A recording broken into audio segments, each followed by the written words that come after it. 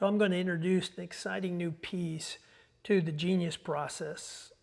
And you can think of this as the genius to master journey. I'm going to play a clip from Robert Greene. He's the author of the book Mastery. I think it came out in 2012. But it really puts the pieces to our puzzle together nicely. So the way the genius principle works is that we were once geniuses, but we lost it. That is George Land's research with children taking the genius assessment that he developed for NASA, where 98% of preschoolers tested as geniuses, and by the time they were 30, it's 2%. And the research shows that with more than 280,000 additional adults tested, only 2% test as geniuses.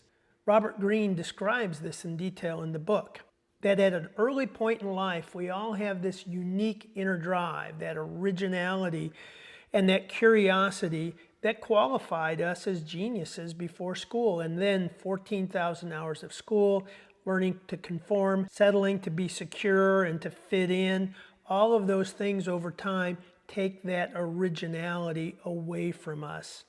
So he talks about how the great masters like Da Vinci and Charles Darwin and John Coltrane and others, how their genius was not a result of them being somehow specially wired. It was that tenacious commitment to that original sense of who they were. So our process is using the Clifton strengths and Seligman's character strengths as a way to get back into that original component that we had at the very early stages of our life. Now, once we've identified that wiring, what you naturally do best and enjoy most, and we take you through a process of reclaiming that. It's like archaeology, getting back to those original foundations. Then it's a matter of putting in the discipline and time to fully realize that original self that you once had in the context of your current life. So part of my goal with the genius process is to help you find it, clarify it, develop it, so you don't run into the situation I ran into in my mid-40s, where I was very successful, but knew inside that this wasn't what I was designed to do. And then it took an economic crisis and a family crisis to strip me down to the basics and then rebuild. So now after 20 years, I'm much closer and I know what the journey is. Watch this 10-minute video clip, which is an overview of the book. I highly recommend the book, then I'll come back at the back end. Take care. Sometime back in the year 2009, this interesting thought began to stir in my brain. For the previous 16 years, I had been researching and immersing myself in the stories of the greatest power figures who ever lived. And I had begun to notice certain patterns and a common trait that they all shared. After years of practice and experience and study in their field, the minds of these various figures, they had reached a superior level of intelligence. They could discover things about the world that were simply invisible to everyone else. They had a sixth sense for trends and opportunities. They could make the most surprising and creative connections between ideas. And I decided I would call these people masters. They had essentially mastered their field. And in order to sort of explain this phenomenon of mastery to myself in the early days of thinking about it, I came up with the following metaphor. I'm going to share that metaphor with you. And basically it goes like this. When you first enter your career or the field that you're going to be pursuing, it is as if you were looking up at a mountain. And the top of that mountain represents the knowledge and experience you need in order to be successful or to achieve something in your field. When you first begin or look up, it seems rather far away and quite intimidating. But you begin to learn the rules and the practices and develop the skills that are necessary for your field, and you make your way up this mountain. Your progress might be slow, but as you get higher, you have this sort of better perspective of what your field represents. You have a firmer grasp on reality. But what often happens to people at some point in their career is that the more they know about their field, the more complicated it becomes. All of a sudden, new unforeseen problems arise. They have to keep up with all kinds of new trends and changes in their field. There's more and more and more information to absorb the further you rise up.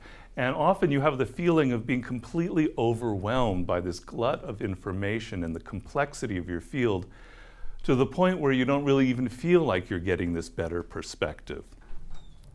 Well, masters are people who, because of their intense connection to what they're studying, because of their love for it, they actually learn faster, they learn more intensely than other people, and they generate this kind of momentum where they push past all of those obstacles and they reach the top of this mountain. It could take 10, it could take 20 years, but at the top of that mountain, they have perfect perspective. They can see in all directions. They have a real solid grasp on their field.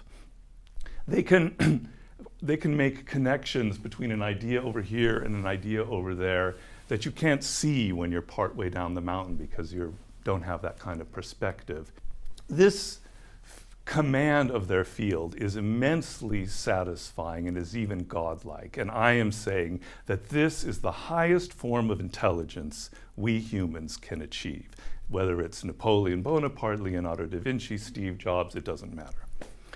Now, as I was thinking about this, it kind of struck me as odd, because this is such an important idea to have this kind of, if this is the highest level that the human brain can reach, why aren't there really any books written about this? There are books, but the books tend to be of one of two types. They're either heavy academic books on neuroscience and how the brain works and how we learn, filled with statistics, and they could be interesting, but it would take you years to figure out how you could possibly apply that to your own life.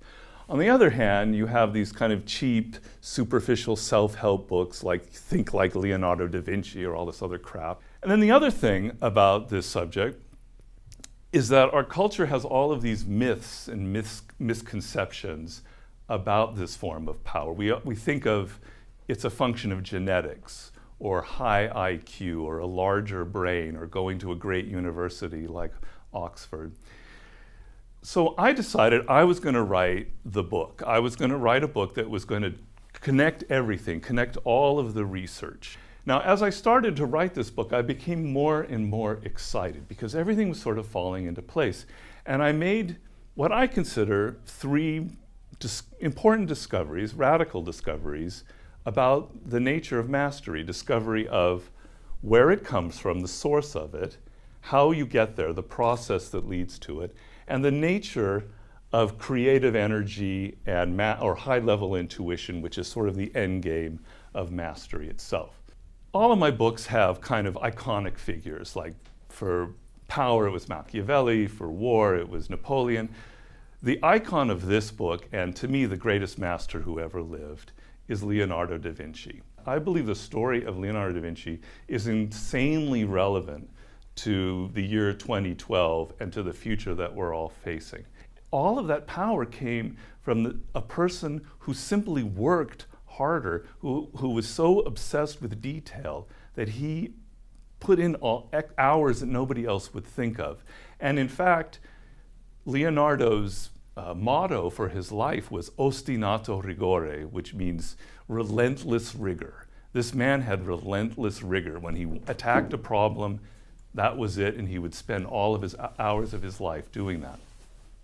Now, I think that he, for me, represents the fundamental lesson of mastery and everything else that I wrote about. And the idea goes as follows. I maintain, or it's not I maintain, it's the truth. Every human being is born unique. Each one of you was born with a DNA and a configuration of your brain that has never happened before in history and will never happen in the future. This uniqueness that you have is manifested in your early years when you're a child by the fact that you're drawn towards certain activities.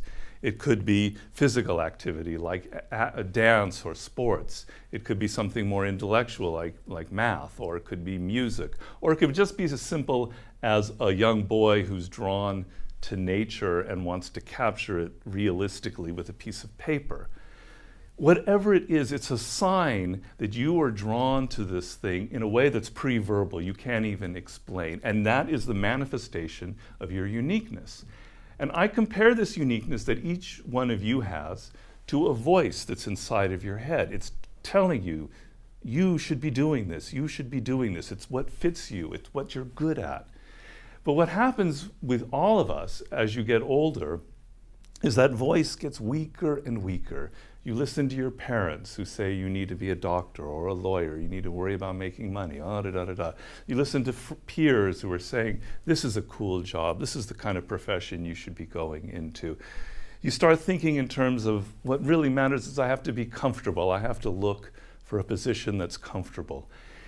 To the point where you could graduate from college, you could be in your early 20s, and you have no idea who you are. That voice is totally drowned out.